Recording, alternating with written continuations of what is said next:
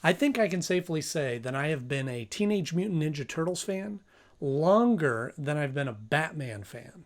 So to put those two together in one movie is going to be good. I'm talking about Batman versus the Teenage Mutant Ninja Turtles right now.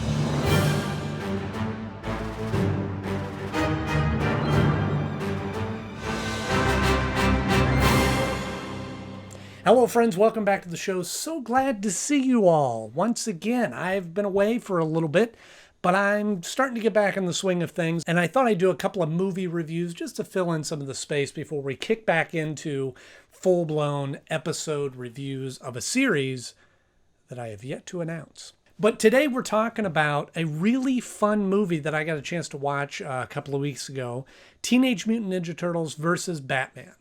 Or is it Batman versus Teenage Mutant Ninja Turtles? Yes, Batman versus the Teenage Mutant Ninja Turtles. Now, I bought a graphic novel of the same title a couple of years ago, actually when I was in Texas visiting some family. And so I heard that they were making this animated movie and I was pretty excited about it. But my brother bought it and thought it was really good and suggested we watch it together. So we did. And I was thrilled to see that it was a different story than what I had in the graphic novel. Now, the graphic novel was a great story, but I already knew it. So it was neat to have a new story, a new adventure for these two to go on. And it was just incredibly enjoyable. Now, I do want to say that I'm going to be doing this review. The first part of this will be completely spoiler-free and just giving you my thoughts about it, my recommendations. Then, towards the end of the video, I will make it very well known that that is the spoiler portion of the video. And if you haven't seen the episode, you can stop the episode there or skip ahead. Or if you've seen it and you know that it's good and you just want to hear the spoiler stuff, you can skip ahead to that link and time code down in the description there. You can click on that. So I think just in a nutshell, I'm not going to beat around the bush. It is a really great movie. It is very, very entertaining. Now, in recent history with the DC animated movies, I have felt some are better than others. Some are pretty forgettable. Some are really good. Some are worth watching over and over. Some are a fun watch and don't have much longevity to them. This one is probably one of my favorite that has come out in recent years and is totally worth watching over and over again. And I think that it just strikes the right balance. You've got, as I said in my intro, I've been a fan of Teenage Mutant Ninja Turtles as far back as I can remember. And I think that some of the magic of what makes the Ninja Turtles so great and so memorable and such a fan favorite, they really captured well in this movie. Whatever they are, they're going to regret stepping foot in Gotham. They got the personalities right. They got the balance of humor and action and fun and cleverness. And it really felt like, to me, now my generation is getting older and getting into the movie business. And it felt very much like this was somebody that grew up in my generation that made this movie for fans. And there was little things throughout that were just total fan service for people that remember the show and remember the toys and things like that. Think fast! Oh, he thought too fast. And I had the same thought going into this movie that I had when I first started reading the graphic novel is you've got very different characters with Batman and the Ninja Turtles. Very, very different dynamic. And just like when you put Batman and Superman together on the screen or on the page, the difference of their dynamic and the way that they handle situations makes for an interesting story, which is certainly the case with the Turtles and Batman. However, the tone of the two stories is very different. And I'm talking like the stories, the comics, the shows, the movies. Batman's more serious, more gritty, more down to earth, more based in fear, adult, grown up, that sort of thing. Whereas the Turtles are teenagers. They're fun and they're goofing around and they don't take things too seriously and they're playing and they enjoy what they're doing and all those kinds of things, which creates just is done in a completely different tone. And I thought that this movie really grasped that tone really well. This is still my city. You didn't lose either one of the characters. It wasn't like they made the Turtles darker and grittier to fit into Gotham City, and it wasn't like they made Batman a total goof off to fit with the Turtles.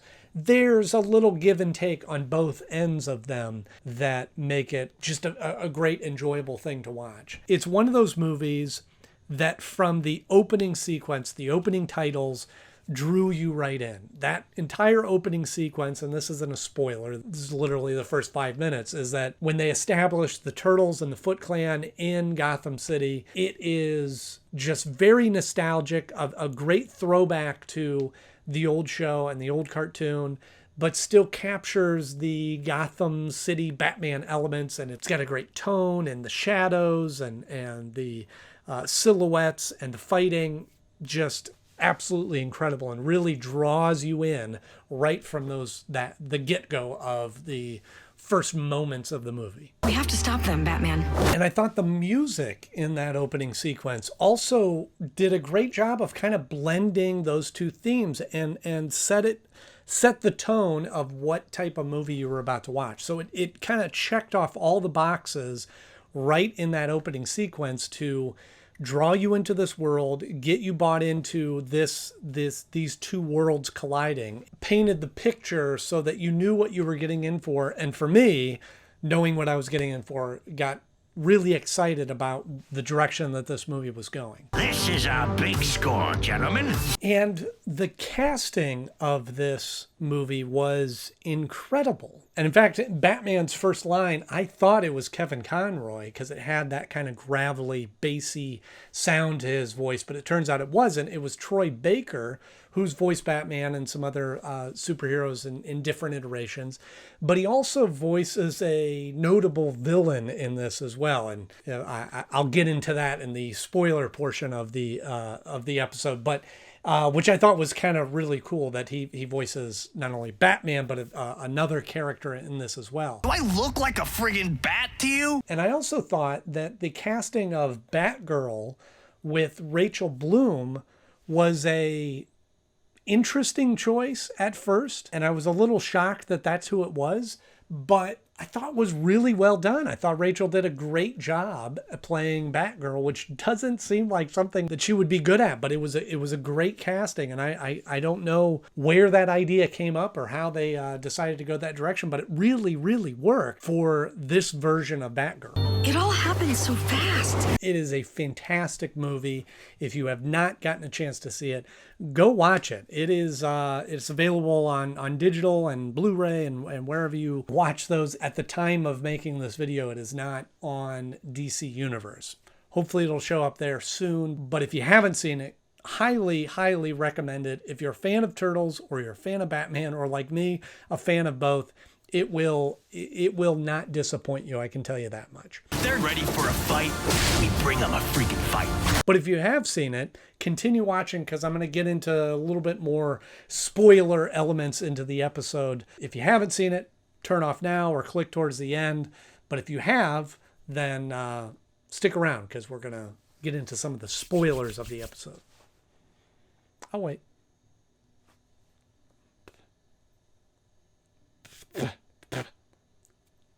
Cat hair. Okay, all right, the spoiler portion. So, as I had teased earlier, Troy Baker also speaks for the Joker, which I thought was kind of a neat reveal in the episode, so I don't want to say that. But what a great job of doing those two characters and doing them very differently. And it certainly is kind of a, Kevin Conroy style Batman and definitely a Mark Hamill style Joker. Now, I will say, just while we're talking about the Joker, a little negative thing that I have about this, I wasn't crazy about his character design.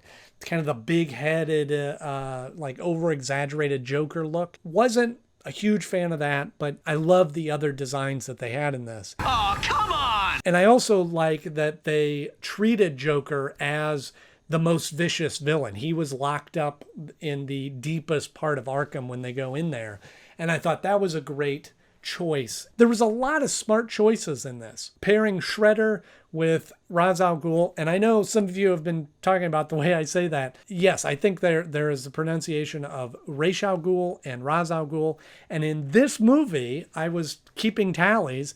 Different characters call them different things. So Shredder calls him Ra's al Ghul. Batman and Robin call him Ra's al Ghul. So I've got Ra's al Ghul stuck in my head. So I'll try to do a little bit of both, I guess. But it's one of those. But pairing him up with the Shredder was a great combo. And I love in the beginning that they set up this fight with Shredder and Batman and put them head to head. And Shredder wins. And that kind of created a nice dynamic. Great fight, and the way that they animated that and a couple of little slow-mo moments were pretty cool too. And in those terms, I like that they really explored these ideas of if these two characters, the Batman family and the Ninja Turtles, were thrown in the same city, into Gotham City, what would happen? How would that dynamic be? And I felt like as writers, they really asked those questions and tried to figure out what would happen. And like in the case with Shredder and Batman, who would actually win? Who would have the upper hand? Shredder's not a run-of-the-mill villain like a lot of the Rogues Galleries, a trained fighter that is covered in razor blades, like a pretty serious, vicious villain for Batman to go up against. So I think it made sense that he got the better of Batman the first time when Batman wasn't quite sure who he was fighting. And then later we see Batman fighting the Turtles before he knows that they're on his side. And again, it was a pretty accurate fight. Turtles are notorious for fighting villains one at a time and not all just ganging up. And they did that. And so we got to see that dynamic. But also, here we have most of the Rogues Gallery throughout the history of the comic books and the stories of Batman has never really figured out where Batman is or that Bruce Wayne is Batman. And here we have Donatello, the smartest of the Turtles. I made a database of every reported Batman sighting and ran it through an algorithm that triangulated against the city's police records and natural cape formations. Donnie, nobody cares. Able to rather quickly figure out where Batman is located. And they go directly there. The Batman cave. And again, we get to see the reaction of the different Turtles. And that's one of the great things about the Turtles is their different personalities coming through in how they react to different things. I'm Batman, and I'm riding a T-Rex, and I've never been so happy in my entire life! Now, the big reveal in this movie was introducing Ooze to Ra's al Ghul and Joker. And again, a great question of what if this maniacal, crazy villain like the Joker gets a hold of the mutation of mutagen of Ooze, what would happen? Turns out, when you combine the ooze with my little tincture, you get something new. So Joker gets the ooze, and Joker gives the ooze to the other Rogues Gallery, which I thought was a great way of working in the other villains into this. I thought it was a neat setup that the ooze would transform them into kind of their inner animal or inner creature and make them kind of stronger and more deadly in that way. And it was kind of fun seeing how they paired up different villains, and some made sense, some were a little more far-fetched. But the one that really didn't make sense was Scarecrow becoming a crow, because it seemed like Scarecrow and crows are the opposite. Scarecrow exists to scare the crows, but then he became a crow, which I thought was odd. But it was cool to see the fear gas, again, asking those questions of what would happen in these situations, using the fear gas on Leo to go, what's his greatest fear? And it turns out losing his brothers, which I thought was a great element, that he isn't just afraid of spiders or whatever. He's afraid of losing his brothers, which yes, is exactly fits the core elements of Leonardo. So I thought that made a lot of sense. Your brothers are gone. You're too weak to save them. You killed them! Because of me. I do think in a story structure, I thought that was a obviously a more colorful, more dynamic battle with the Arkham Asylum and the Rogues Gallery, all transformed by the ooze. And then Batman gets ultimately transformed into this bat creature, and they're all trying to fight. And I thought that felt more like the final battle versus the going in there and fighting the Foot Clan that had been transformed. I don't know an easy way that they could have switched those scenes, but it just felt a little bit like played all their hands right up front in that battle, and then was missing a little something. Although they did have the van shooting the pizza sewer manhole covers, which I thought was pretty genius in that other battle. That's weird and gross. And I do have to say, I mean, this all leads up to Ra's al Ghul is trying to purify Gotham and eliminate everybody and start and rebuild and all that. And that story certainly, and that motive certainly fits with his desires, but it's getting a little tiresome. It's getting a little bit worn out. We've seen it done so many times. But again, I don't feel like that element, that motive, took away from the story as a whole. It still was just a great, entertaining, enjoyable movie to watch throughout, and I didn't feel like that motive took away from it. In fact, it was just sort of forgettable because of that, because it's so overdone. Nuts to that! It's rescuing time! And I do have to say, there was a moment in this that doesn't happen very often, but I thought it was well placed, was Batman had made up his mind. He was going to go on this mission alone. He wasn't going to take the Turtles with him because they don't follow orders. And, the mission didn't go the way that Batman wanted it to at the Arkham Asylum. He's made up his mind. You're all staying home. This is not up for discussion. Michelangelo was able to change his mind and talked him into taking them with him because teams are really family. Batman changed his mind and decided to go that route, which I thought it was well placed to have that happen. Let's stop Roz and Shredder together. And I think the other element of this that really worked well was it was a great balance. It didn't feel like any of the characters were getting neglected. And certainly when you take the Ninja Turtles and you got the four of them in a episode or in a movie or whatever, you've got the four of them that you got to really balance. And certainly they have very different abilities and personalities and colors and weapons and all that. I could see how that could be challenging to either just write them as one block or kind of favor one character over another or kind of leave some characters neglected. Where are you going with this? So I feel like the tendency would be you put the four of them in there and then you're going to want to only use one Batman.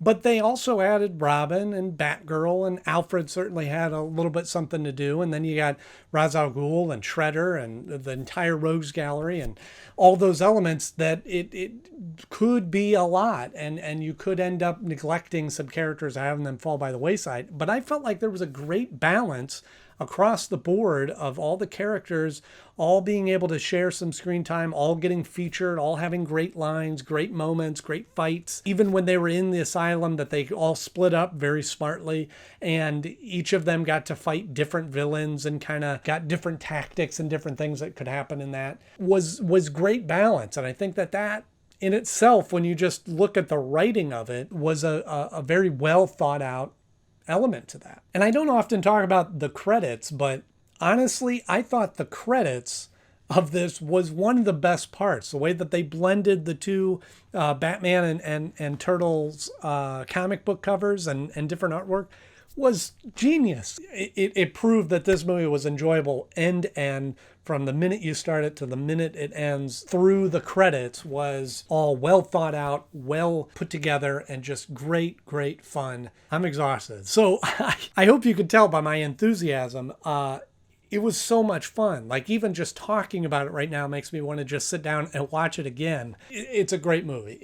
I couldn't recommend it enough. And they certainly set it up for a sequel. And so I hope to see more of these movies coming out, more of these pairings. I know there's other graphic novels. I know maybe there's even a comic book series with the two of them. And it makes me want to ingest more of that because it's just great fun seeing all those characters together. So highly recommend it if you haven't seen it. If you have seen it, go watch it again, and maybe it'll be even better the second time around for you as it was for me. And be sure to let me know what you thought of the movie down in the comment section below. And maybe you agree with me, maybe you don't, maybe you didn't like it. And let me know that too. I always appreciate hearing all those comments. So if you enjoyed this video, please click the like button. If you want to see more episodes like this, just hit subscribe.